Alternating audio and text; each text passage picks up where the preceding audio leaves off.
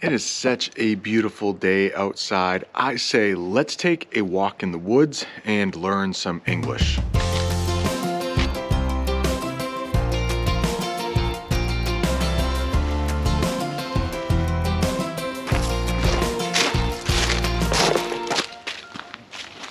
One thing that makes learning English so difficult is that you can learn one word and you think you know exactly how to use that word, but there might be 5 other ways to use that word. And today we are going to talk about the word whisk, and we'll talk about 6 different ways you can use that word. Yes, this is another English deep dive lesson.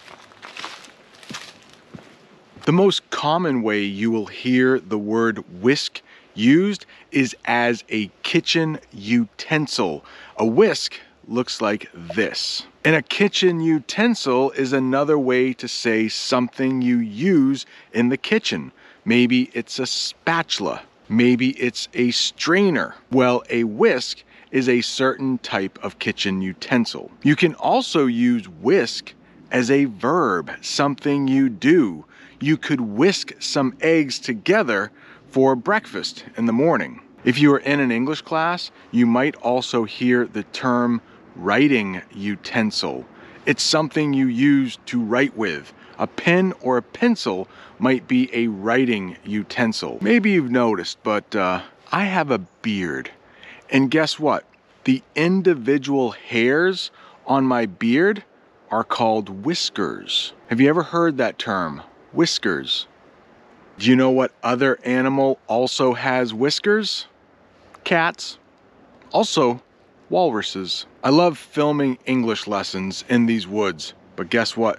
We just had a big storm and it looks like a tree fell down.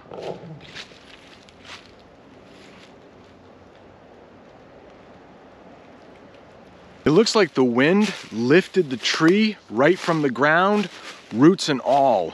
Yeah, even the roots are out of the ground.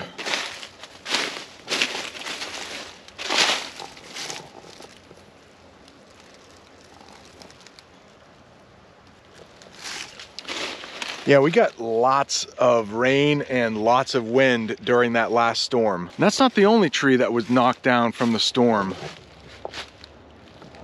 But we need to step over this tree first.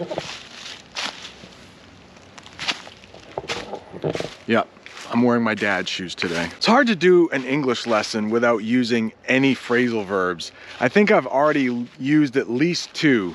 Knocked over and stepped over. And believe it or not, we have a phrasal verb with the word whisk, and that is whisked away. Whisked away. For example, you could be taken on a surprise vacation. Maybe you don't know you are going on a trip and a friend or family member just whisks you away to Paris. Could be a bad thing. Maybe a criminal is whisked away to jail. Do you know what crumbs are? They're little pieces of bread. Maybe after you eat your breakfast, there are some crumbs on the table. You could also whisk away some crumbs. It's another way to say wipe away. If this lesson is helping you learn any English, please hit that subscribe button. The 5th way we might use whisk in English is a type of broom. Maybe you have some crumbs on the floor.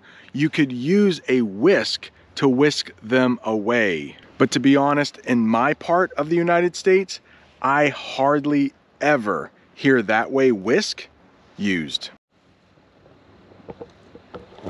Now this tree might be a little bit harder to get past. I might have to duck under this tree. Do you know that English phrasal verb, duck under? Yeah, tree's right there. I am ducking under this tree. Oh, that hurt. I'm not so young anymore. My poor back. Ducking under that tree was a little risky for me. If something is risky, it's dangerous. Risky, you might get hurt. Risky, it starts with an R.